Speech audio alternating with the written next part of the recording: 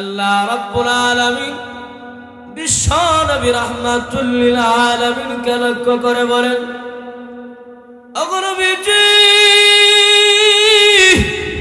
মক্কার মুশরিকেরা আপনাকে বলে, ও মুহাম্মদ, আল্লাহকে তো দেখা যায় না, শোনা যায় না, কিন্তু আমরা আল্লাহকে মহব্বত করি, আল্লাহকে ভালোবাসি, আল্লাহকে তো দেখতে পারবো না, ছুঁইতে পারবো না, এ কারণে এই মূর্তিগুলার পূজা করি, মূর্তিগুলাকে উসিলা বানাইয়া। আল্লাহ বলেন, নবী গো, আপনি তাদেরকে জানা দাও, রে মক্কার মুশরিকেরা, শুনো, আল্লাহকে যদি সত্যিকার অর্থে তোমরা পেতে চাও, আল্লাহকে ভালোবেসে দেখো। আল্লাহকে ভালোবাসার মানা হলো আল্লাহর তৈরি জান্নাতের মালিক হওয়া। আল্লাহকে রব হিসাবে মানার অর্থই হলো পরকালে নাজাত পাওয়া। যদি প্রকৃত অর্থে তোমরা আল্লাহকে রব হিসাবে মেনে থাকো এবং পরকালে জান্নাত পেতে চাও, তাহলে মূর্তি পূজা করে আমি আল্লাহকে পাওয়া যাবে না।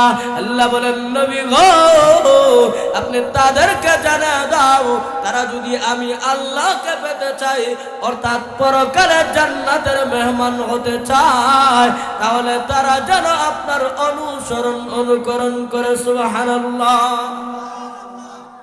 আল্লাহর নবীকে আল্লাহ জানা দিলেন, ওগো নবীজি,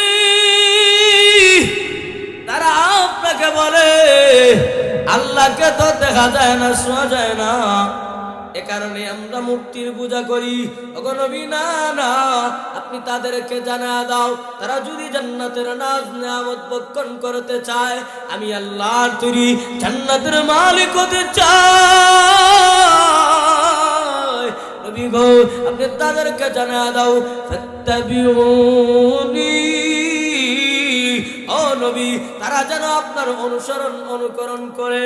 এলে পূজা গেল, আল্লাহকে পেতে হলে, অর্থাৎ আল্লাহর তৈরি জান্নাতের মালিক হতে চাইলে, আজকে আমরা যেখানে আসছি, এই যে মানিকা পাড়া, মানিকা মধ্যপাড়া ওয়াজের আয়োজন করা হয়েছে, তার মূল কারণটাই হলো যেন পরকালে মুক্তি পাই, পরকালে যেন আল্লাহ আজকের এই ওয়াজটা এলাকাবাসীর জন্য নাজাতের উসিলা। কথা বলেন ঠিক কিনা?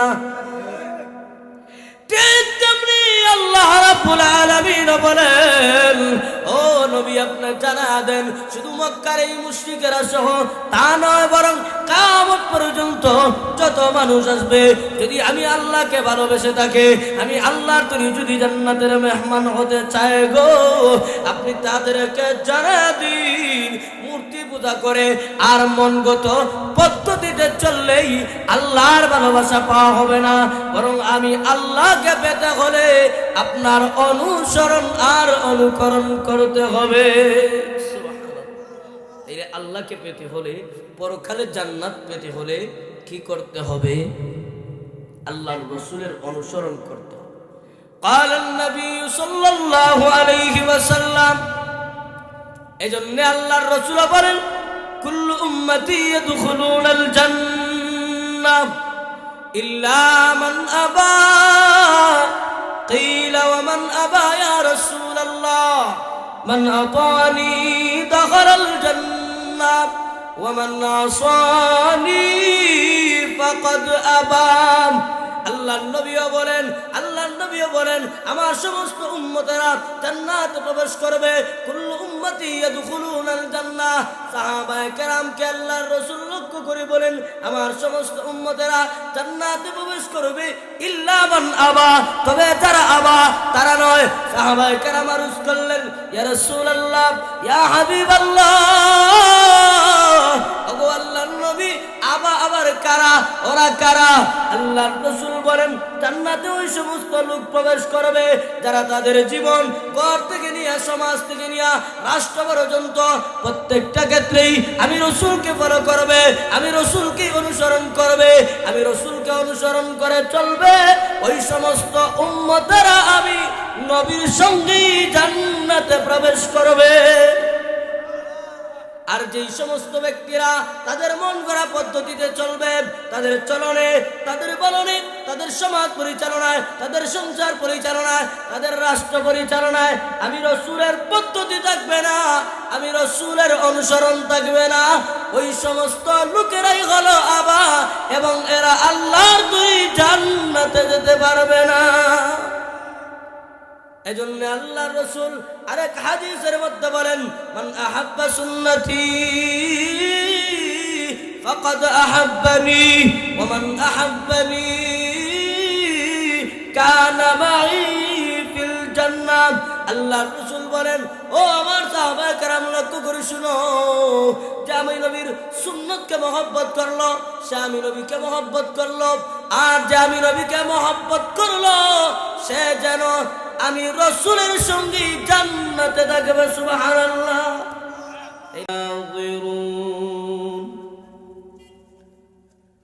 রাহিমানা ওয়া রাহিমাকুমুল্লাহ। ফাকাদ قال الله تعالى في كلامه المجيد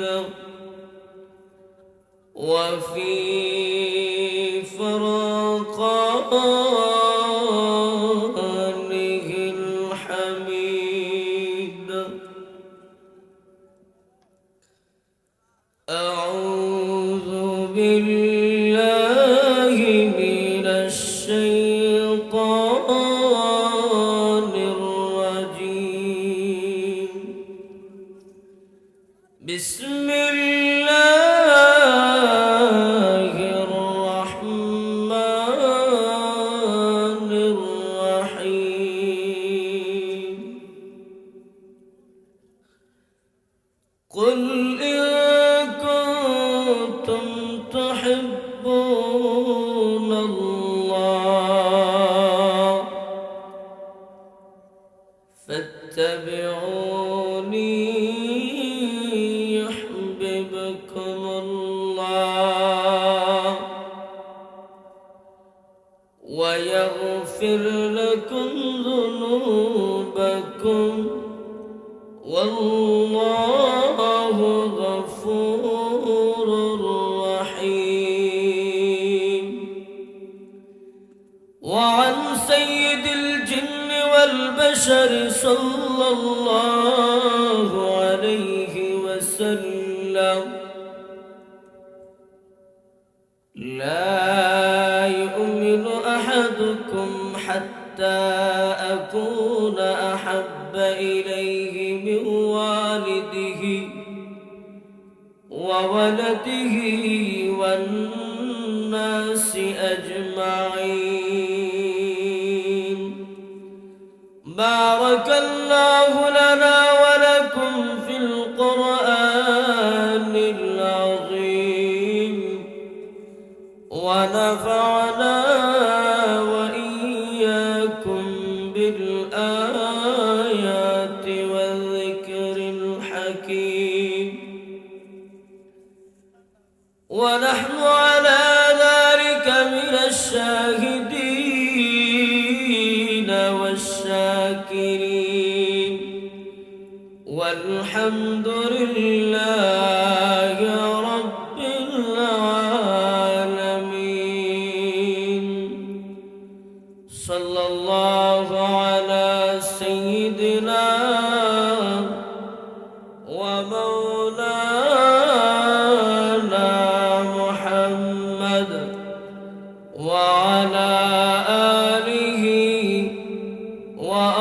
وأصحابه وسلم. بلغ العلا بكماله كشف الدجى بجماله حسنت جميع خصاله.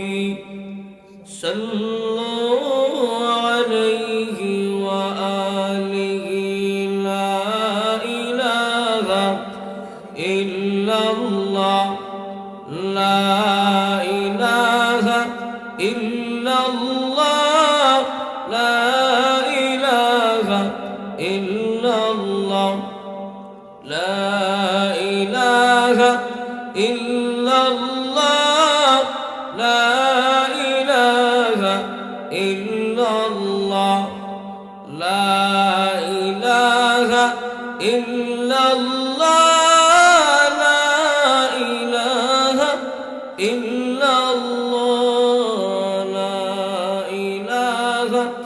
ইল্লাল্লাহ লা ইলাহা ইল্লাল্লাহ तौहीद की अमानत सीनों में है हमारा आसान ही मिटाना नामो निशान हमारा بلغ العلا بكماله كشف الدجى بجماله حسنت جميع خصاله صلوا عليه وآله لا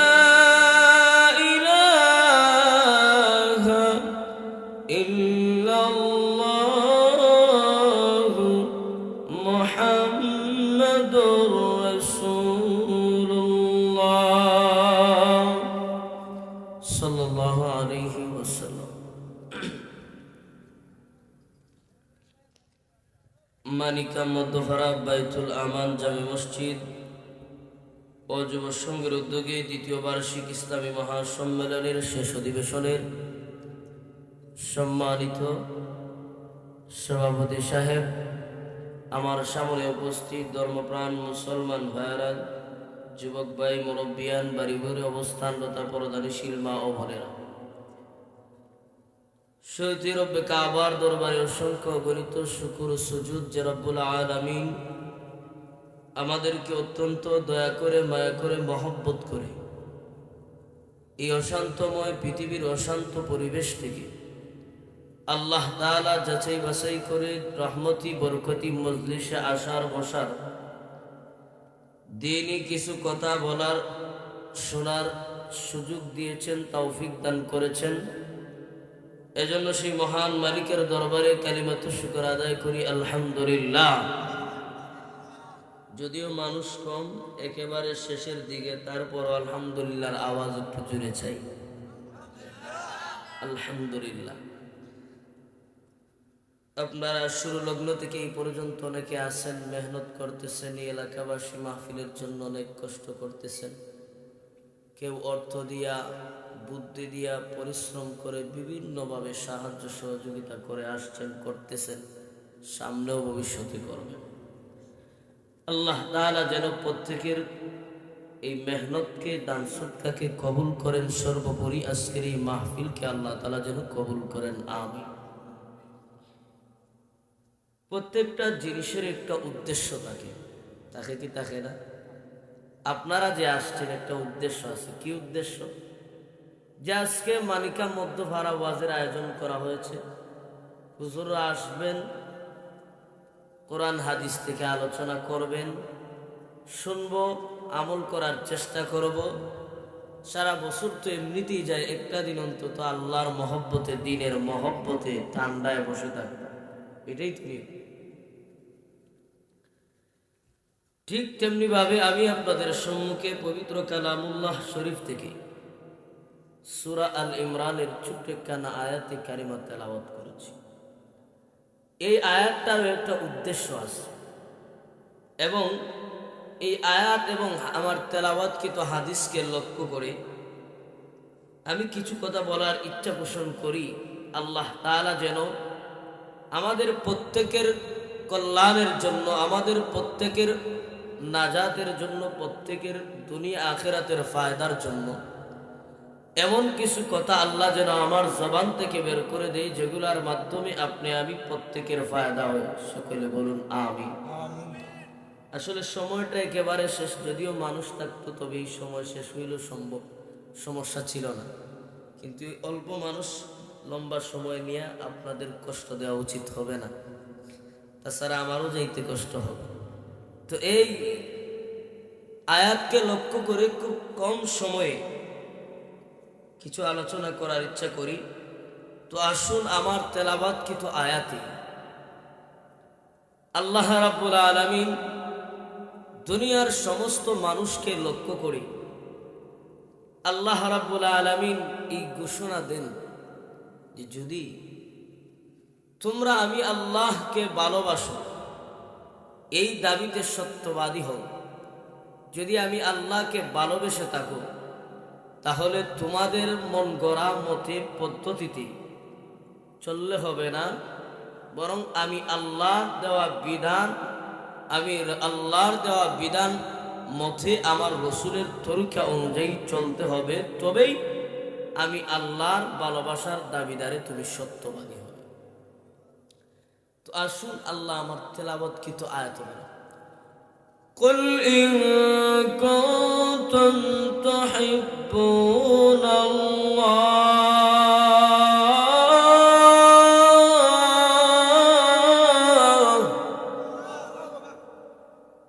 আল্লাহ রাব্বুল আলামিন তার রাসূলকে সম্বোধন করে বলেন, কুল, ওগো নবীজি আপনি বলে দিন, ইন কুনতুম তুহিব্বুনাল্লাহ, আপনি তাদেরকে বলে দিন যদি তোমরা আল্লাহকে ভালোবেসে থাকো।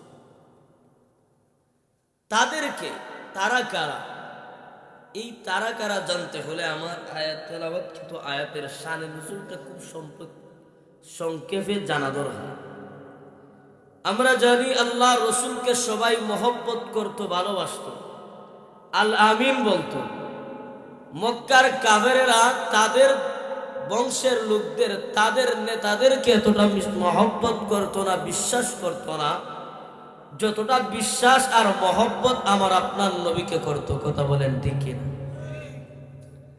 কিন্তু আল্লাহর নবী মুহাম্মদ আরবি সাল্লাল্লাহু আলাইহি ওয়াসাল্লাম যখন তাওহীদের দাওয়াত দিলেন, দ্বীনের দাওয়াত দিলেন, যেই লোকেরা আমার আপনার নবীকে মহব্বত করত, ভালোবাসত,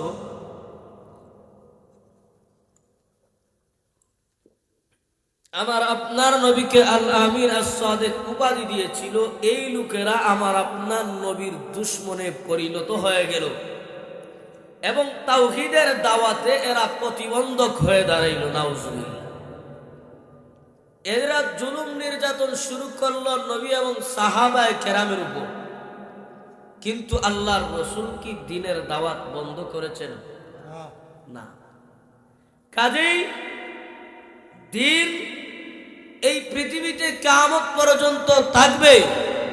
এই দ্বীন থাকতে গিয়া, দ্বীনের উপর চলতে গিয়া, দ্বীনের মিশন বাস্তবায়ন করতে গিয়া বিভিন্ন সময়ে নাস্তিক বেঈমানদের পক্ষ থেকে বাধার সম্মুখীন হব, কিন্তু ইসলাম থেকে, দ্বীনের মিশন থেকে, দ্বীনের কাজ থেকে পিছপা হওয়া যাবে না।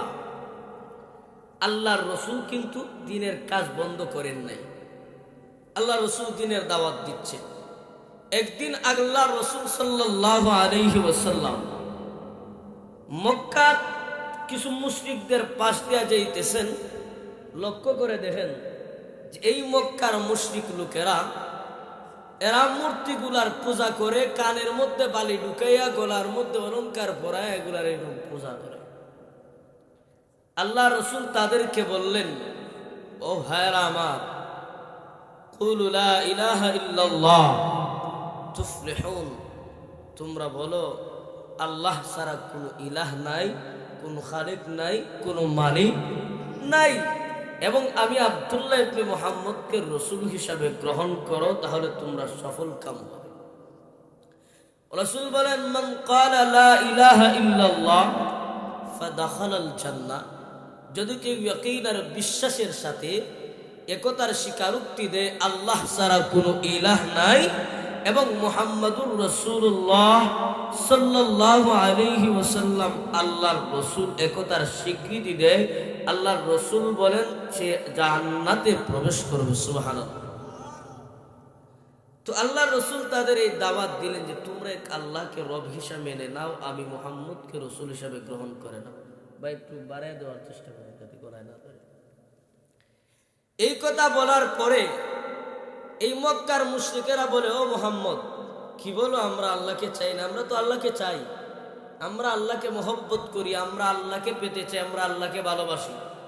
তবে আল্লাহকে যে ভালোবাসি, আল্লাহকে তো দেখা যায় না, ছোঁয়া যায় না। ও মুহাম্মদ, আল্লাহকে দেখা যায় না, ছোঁয়া যায় না, এজন্য আমরা এই মূর্তিগুলার পূজা করি। আসলে এই মূর্তির পূজা করি না, বরং এই মূর্তিগুলাকে উসিলা বানায় আল্লাহর পূজা করি। নাউজুবিল্লাহ।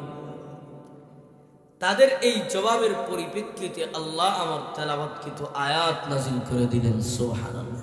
আল্লাহ তার নবীকে সম্বোধন করে বলেন, কুল ইন কুনতুম তুহিব্বুনাল্লাহ।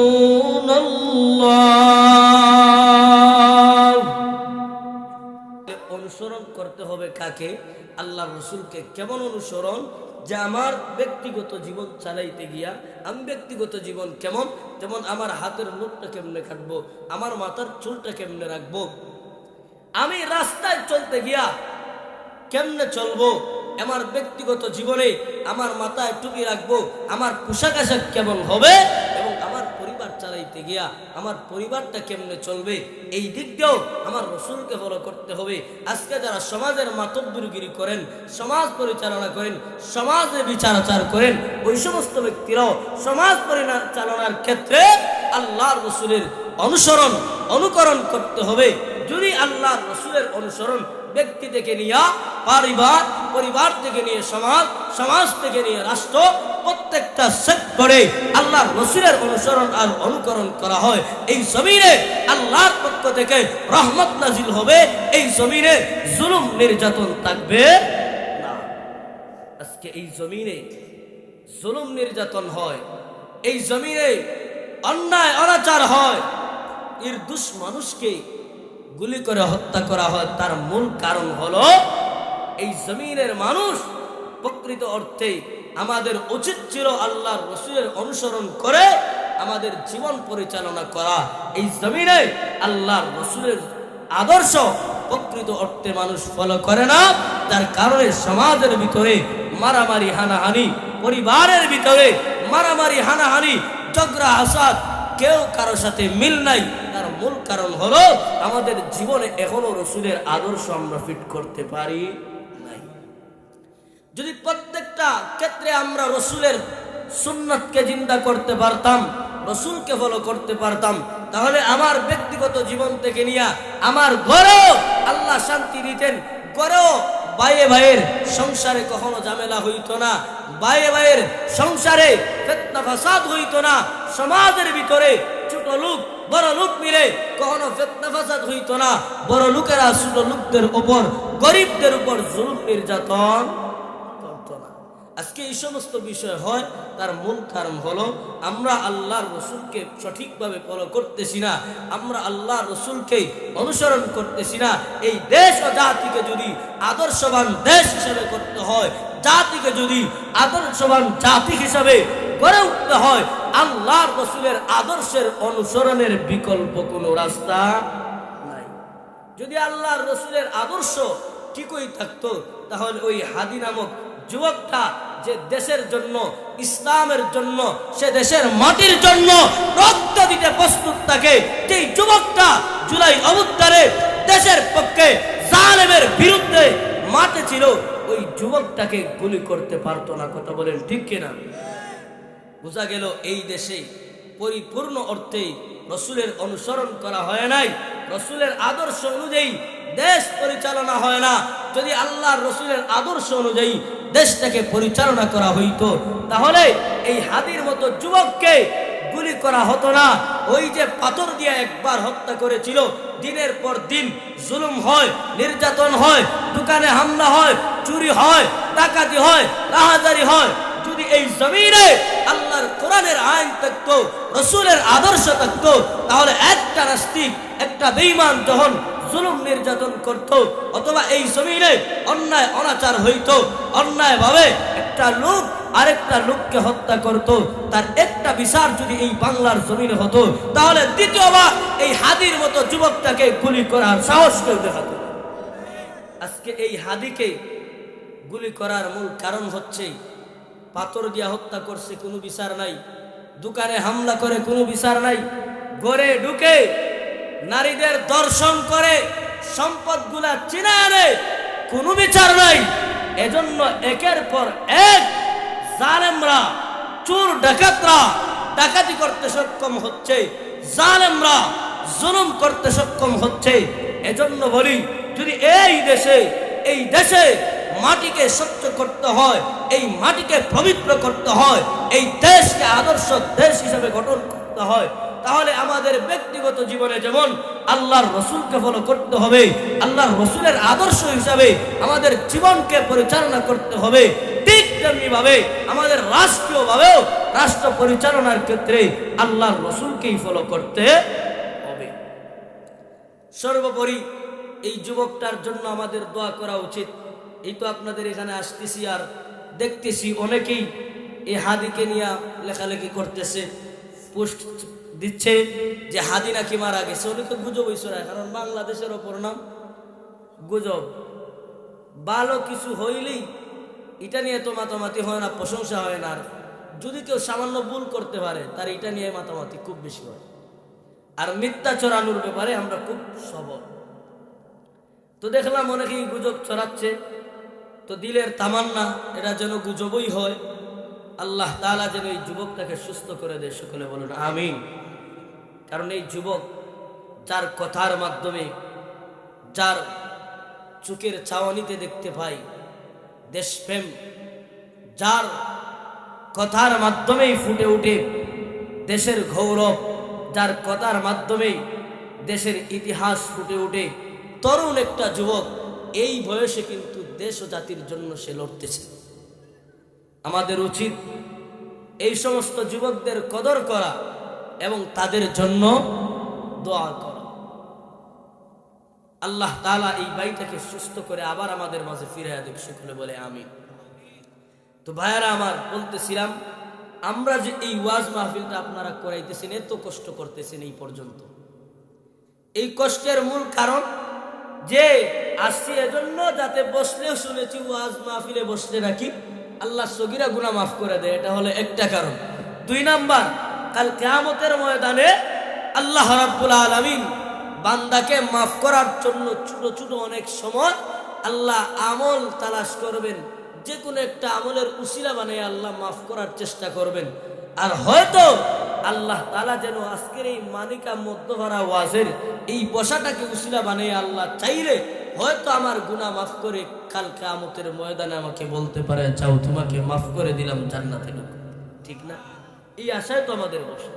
এই যে ওয়াজ করা, আমরা যে ওয়াজ করি, আপনারা ওয়াজ শুনেন, এই যে ওয়াজের আয়োজন, এলাকাবাসীর দান সদকা, তার মূল কারণই হলো কি?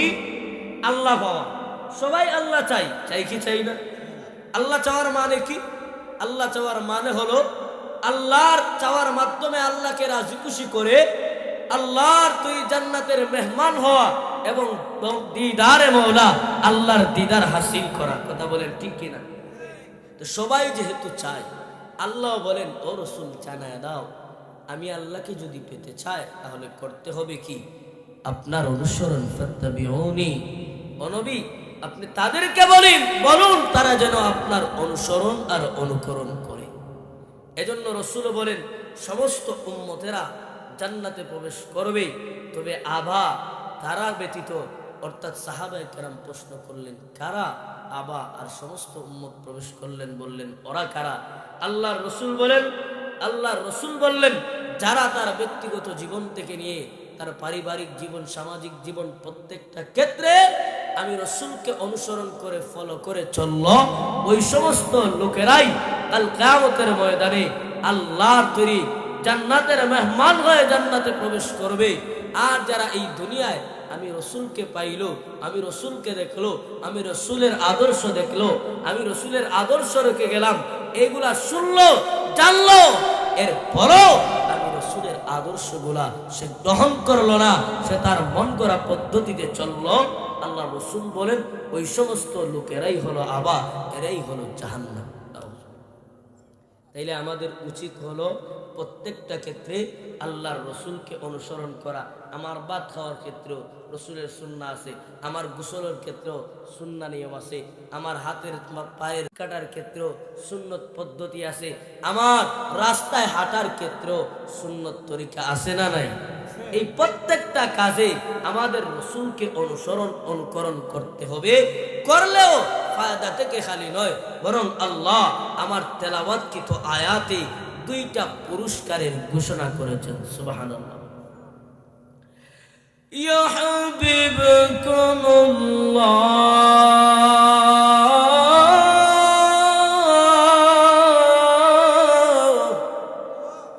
আল্লাহ রাব্বুল আলামিন বলেন, আয় আমার বারা, আল্লাহ রাব্বুল আলামিন আমার তেলাওয়াতকৃত আয়াতের মধ্যে আল্লাহর রাসূলকে সম্বোধন করে বলেন, ওগো নবীজি আপনি তাদেরকে বলে দিন, তারা যদি আমি আল্লাহকে পেতে চায়, তারা যদি আল্লাহকে পেতে চায়, অর্থাৎ মক্কার মুশরিকদেরকে বলে দিন, তারা যদি আমি আল্লাহকে ভালোবেসে থাকে, আমি আল্লাহকে যদি পেতে চায়, তাহলে মূর্তি পূজা করে সম্ভব নয়, আপনার অনুসরণ করতে হবে। কোরআন নাযিল হয়েছে আজ থেকে ১৫০০ বছর আগে, কিন্তু এর মুজিজা, এর বিধান থাকবে কিয়ামত পর্যন্ত। ২ নাম্বার খেতাব, আল্লাহ কিয়ামত পর্যন্ত আমাকে আপনাকে উদ্দেশ্য করে আল্লাহর রাসূলকে আল্লাহ জানায়া দিলেন, ওগো নবীজি আপনি আপনার উম্মতদেরকে জানায়া দিন, যদি তারা পরকালে জান্নাতি হতে চায়, আমি আল্লাহর দিদার চাইবো, তাহলে তাদেরকে বলে দিন ফাত্তাবিউনি, তারা যেন আপনার অনুকরণ করে জীবন পরিচালনা করে, জীবন চালাইলে ফায়দা কি? আল্লাহ বলেন, ওগো নবী আমি আল্লাহ তাদেরকে 2টা পুরস্কার দিব। সুবহানাল্লাহ। ইউহিব্বুকুমুল্লাহ, 1 নাম্বার পুরস্কার হলো আল্লাহ বলেন, ওগো নবীজি তাদেরকেও আমি আল্লাহ ভালোবাসবো। এখানে প্রশ্ন জাগে, মুফাসসিরিনে কেরাম বলেন কথার ধরন তো হলো এমন যে যদি তোমরা আল্লাহকে পেতে চাও, তাহলে আল্লাহর রাসূলের অনুসরণ করো, রাসূলের অনুসরণ করলেই আল্লাহর ভালোবাসা হয়ে যাবে। কথার ধরনটা এমন হওয়া উচিত, কিন্তু এমন না বলে আল্লাহ বললেন, ও নবী তাদেরকে বলুন আমি আল্লাহ তাদেরকে ভালোবাসবো। এ কথা কেন বললেন? এজন্য আল্লামা আশরাফ আলী থানভী রাহমাতুল্লাহি আলাইহি লিখেন, থানভী রাহমাতুল্লাহি আলাইহি দৃষ্টান্ত দিয়া বলেন, আমাদের বাচ্চারা যখন ছোট থাকে অথবা আমরা যখন ছোট থাকি, যখন নতুন বাচ্চা হাঁটা শিখে, হাঁটা শিখার সময় মা দূর থেকে হাতটা বাড়ায়, সন্তানটা আস্তে আস্তে করে হাঁটতে থাকে, আর মা সন্তানকে বলে বাবা সামনের দিকে আসো, এই তো তুমি মাকে ধরো, তুমি ধরো, এই বলে সন্তানকে ডাকতে থাকে। সন্তান একটু জায়গা যায়, আবার পরে যায়, তখন মা দৌড়াইয়া যাইয়া সন্তানকে মাটি থেকে উঠায় আর বলে এই তো আমার বাবা আমাকে ধরে ফেলছে। বলে কি বলে না? বলেনি? সন্তান নতুন হাঁটা শিখে, সন্তানকে বলে সন্তান আসো মাকে জড়াইয়া ধরো, তখন সন্তান নতুন হাঁটা শিখছে, সে আগে যাওয়ার চেষ্টা করে, কিন্তু পরে যায়, মা তখন ধরে আর বলে এই তো আমার বাবুটা, এই তো আমার আব্বু আমাকে ধরে ফেলছে। আসলে সন্তান ধরছে না মা ধরছে? মা ধরছে। কিন্তু মা একথা বললো কে রে সন্তান আমাকে ধরছে? কারণ মা জানে নতুন হাঁটা শিখছে, হাঁটতে যায় হুচটকায় সে পড়বেই। 2 নাম্বার কেন বললো? তার কারণ হলো সে তো মা, আর মায়ের ভালোবাসা তো সন্তানের প্রতি সবচেয়ে বেশি। ঠিক তেমনি ভাবে আল্লাহ তাআলারও বলা উচিত ছিল, তোমরা যদি আমি আল্লাহকে পেতে চাও তাহলে রাসূলের অনুসরণ করো, তাহলে আমি আল্লাহকে পেয়ে যাবা। বিষয়টা এমন করে কথার ভঙ্গিমা হওয়া উচিত ছিল, কিন্তু এমন করে না বলে আল্লাহ বললেন ইউহিব্বুকুমুল্লাহ, ও নবী আপনি তাদেরকে জানায়া দাও আমি স্বয়ং আল্লাহ তাদেরকে ভালোবাসবো। সুবহানাল্লাহ। আরো আসতে যখন সুবহানাল্লাহ। কারণ আল্লাহ তাআলা জানেন যে আমার নবীর সুন্নাত অনুযায়ী, আমার নবীর আদর্শ অনুযায়ী চলতে যাইয়া জমিনে বান্দা কখনো গুনার সম্মুখীন হবে, কখনো বাধার সম্মুখীন হবে।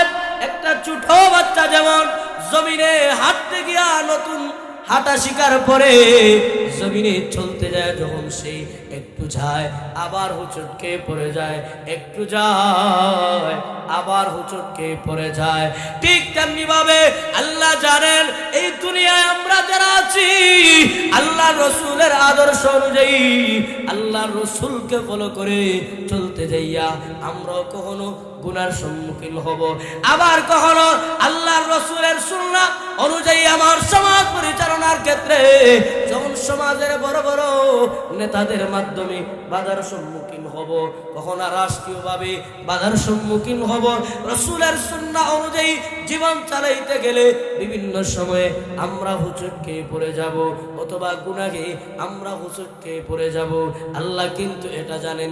এ কারণেই ওই মা যেমন তার সন্তান পড়ে যাওয়ার পরও নিজে তাকে ধরে বলে এই তো আমার বাবা ধরে ফেলেছে, ঠিক তেমনি ভাবে আল্লাহ রাব্বুল আলামিন সন্তান, আল্লাহ রাব্বুল আলামিন বান্দা বান্দীদেরকে মহব্বত করে ভালোবেসে বলেন আমি স্বয়ং আল্লাহ তাদের ভালোবাসি। সুবহানাল্লাহ। অর্থাৎ আল্লাহর রাসূলকে যদি আমি আর আপনি অনুসরণ করে চলি, আল্লাহ রাসূলকে যদি আমার প্রত্যেকটা কাজে করবে অনুসরণ করে, দুইটা পুরস্কার দিবেন। এক নাম্বার, আল্লাহ তাআলা তাদেরকে অর্থাৎ আমাদেরকে ভালোবাসবেন, অর্থাৎ আল্লাহর মাহবুব বান্দাদের লিস্টিতে আমাদের নাম তালিকাভুক্ত করে নেবেন। সুবহানাল্লাহ।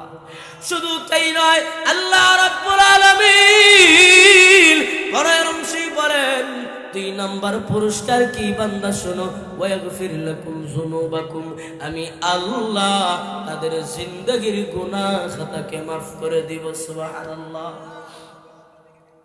2 নাম্বার পুরস্কার আল্লাহ বলেন যদি তোমরা আমার নবীকে অনুসরণ করে তুমি তোমার 3.5 হাতে দেহটাকে চালাইতে পারো, তোমার পরিবারের বউ বাচ্চা স্ত্রী সন্তানকে আমার নবীর তরিকা অনুযায়ী যদি তুমি তোমার ঘরটাকে চালাইতে পারো, তোমার সমাজ পরিচালনার ক্ষেত্রে যদি বিচার আচার আমি নবীর আমার নবীর আদর্শ অনুযায়ী করতে পারো, সমাজে ইনসাফ কায়েম করো, তাহলে আমি আল্লাহ 2টা পুরস্কার দিব।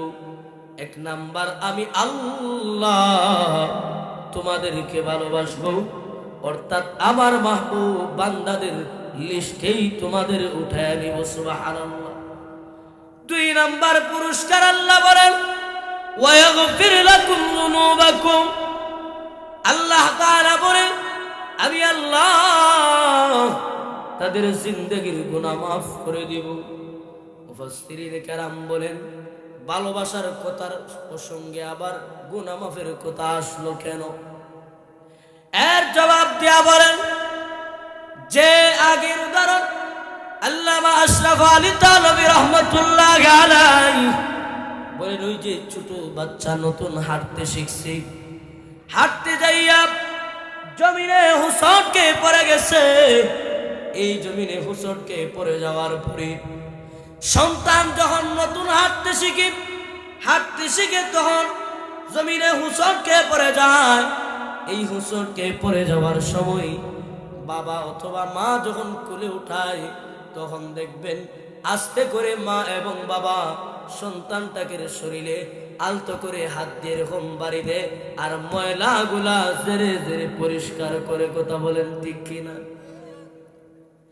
ঠিক তেমনি ভাবে মুফাসসিরিনে কেরাম বলেন আল্লাহ রাব্বুল আলামিন বলেন এ দুনিয়ার বান্দা বান্দি শোনো, আমি আমার রসুলের সুন্নাত অনুযায়ী আমার রসুলের আদর্শ অনুযায়ী আমার রসুলকে ফলো করে চলতে যাইয়া তোমরা জমিনের মধ্যে কখনো বাধার সম্মুখীন হবা, কখনো তোমরা হুচটকে পড়ে যাইবা, কখনো গুনাহের মধ্যে লিপ্ত হয়ে যাইবা।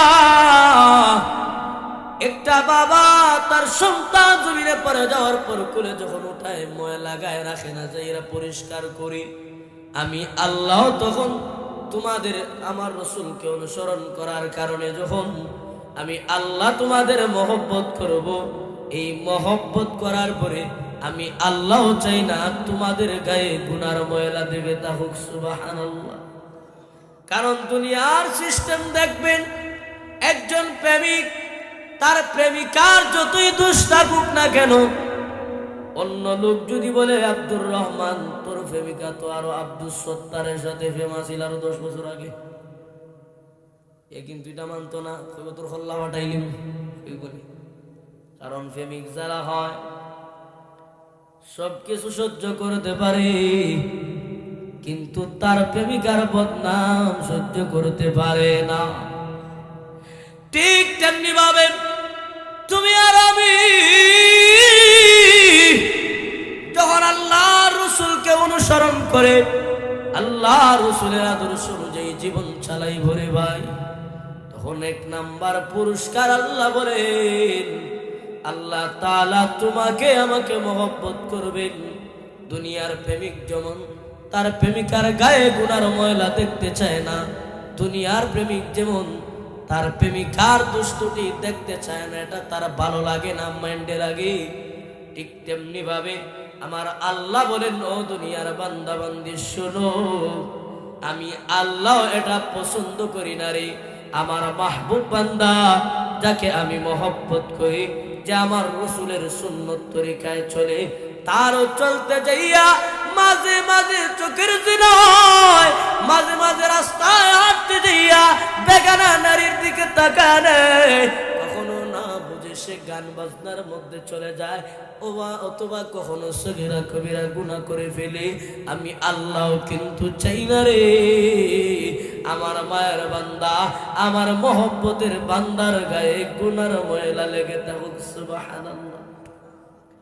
তাইলে আল্লাহ তাআলা আমার তেলাওয়াতকৃত আয়াতে বলেন, কুল ইন কুনতুম তুহিব্বুনাল্লাহ ফাত্তাবিউনি ইউহিব্বুকুমুল্লাহ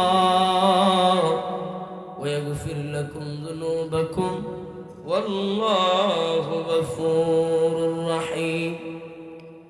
যদি তোমরা আল্লাহকে পেতে চাও, আল্লাহকে ভালোবেসে থাকো, অর্থাৎ আল্লাহকে পেতে চাও, পরকালে জান্নাতের মেহমান হতে চাও, তাহলে করণীয় কি বলছিলাম? করণীয় কি? রসুলের অনুসরণ করতে হবে। কোন অনুসরণ? শুধু একটা কাজে না, প্রত্যেকটা কাজেই। আমার ব্যক্তিগত জীবন থেকে নিয়ে সামাজিক জীবন, পারিবারিক জীবন, রাষ্ট্রীয় জীবন, সর্বক্ষেত্রে আমাদের রসুলকে অনুসরণ করতে হবে। করলে 2 পুরস্কার। 1 নাম্বার, আল্লাহ রাব্বুল আলামিন তার মাহবুব বান্দাদের খাতায়, মাহবুব বান্দাদের লিস্টে উঠায় নাম নেবে। 2 নাম্বার, আমার আপনার জিন্দেগির গুনাহকে আল্লাহ মাফ করে দিবেন। সুবহানাল্লাহ। তাইলে 2 পুরস্কার পাইব কখন? যখন আমরা একটা শর্ত আদায় করব, অনুকরণ যখন আমরা করব, তখন এই 2 পুরস্কার পাব। এখন প্রশ্ন হলো, অনুসরণ আর অনুকরণ কখন করব, কিভাবে করব? কারণ একজন মানুষ আরেকজন মানুষকে তখনই অনুসরণ করে যখন ব্যক্তিটা তাকে চিনতে পারে, তাকে চিনে। কারণ একজন মানুষ কাউকে যখন চিনতে পারে, তখন তার কথাটাও তার কাছে ভালো লাগে। মানে আপনারা আমাকে চিনেন না, আমি নতুন অবস্থা আপনাদের এলাকায় আসলাম, এখন একজনকে যদি বললাম যে আমি প্রস্রাবের প্রয়োজন হইল কথার কথা, রাস্তায় এক যুবকের ভাই বললাম, ভাই আমার বদনাটা দে, তো উনি মৌলবীর ঘরে মৌলবী হইতে খেয়েছি। স্বাভাবিক বলবে কি বলবে না? কারণ সে আমাকে চিনে না, জানে না, সে আমাকে এত গুরুত্ব দিবে না। কিন্তু এই যে আপনাদের এলাকায় আসছে, আগামী বছর যদি কথার কথা আসি আর আমার দেখে আর কোনো একটা কাজের আদেশ করে যে ভাই আমার ওইটা দেন, তখন দেখার পরে বলার আগেই দৌড়ে আসবে। কেন? কারণ সে আমাকে চিনে, সে আমাকে জানে, মহব্বত করে। ঠিক তেমনি ভাবে আল্লাহর রসুলকে অনুকরণ করতে হলেও রসুলের প্রতি মহব্বত আর ভালোবাসা থাকতে হবে। কেমন ভালোবাসা? সংক্ষেপ করে দিয়ে আপনাদেরও কষ্ট হবে। আবার যে কুয়াশা, রাত্রে যাওয়া অনেক কষ্ট, যাই হোক। তো